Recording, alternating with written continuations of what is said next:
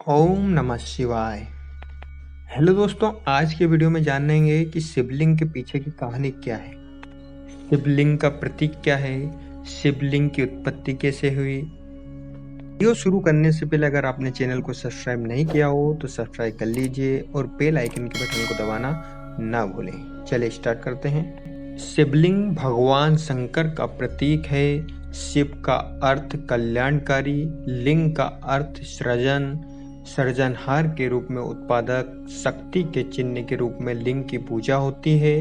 भगवान शिव की पूजा हम लिंग के रूप में ही क्यों करते हैं? यहाँ तक कि मंदिरों में भी लिंग की ही पूजा होती है और अन्य देवी देवताओं की मूर्ति की पूजा होती है। ऐसा क्यों कि शिव की पूजा शिवलिंग के रूप में होती है?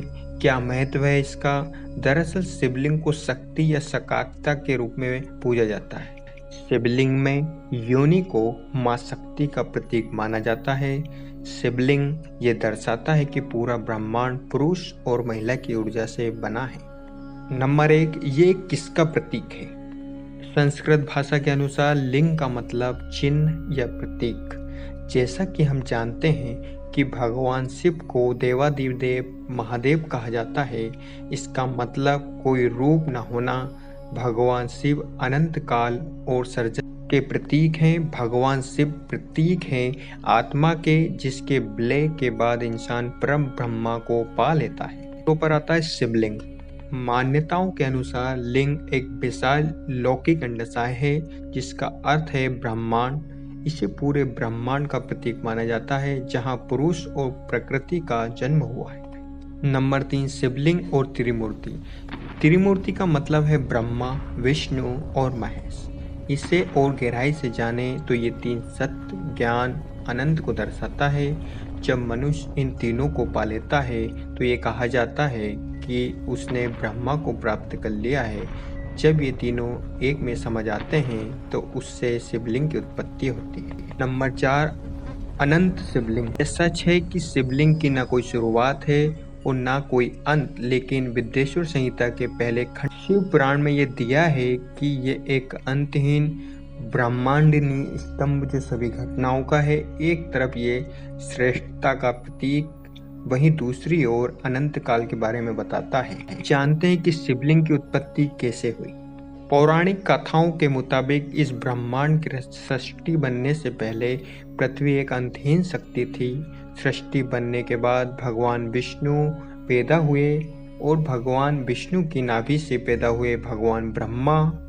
पृथ्वी पर पैदा होने के बाद कई सालों तक इन दोनों में युद्ध होता रहा कि दोनों आपस में एक दूसरे को ज्यादा शक्तिशाली मानते रहे।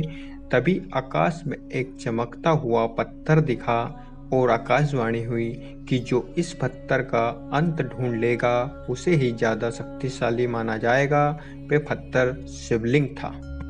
पत्थर का अंत ढूंढने के लिए भगवान विष्णु नीचे की ओर गए और भगवान ब्रह्मा ऊपर की ओर चले गए।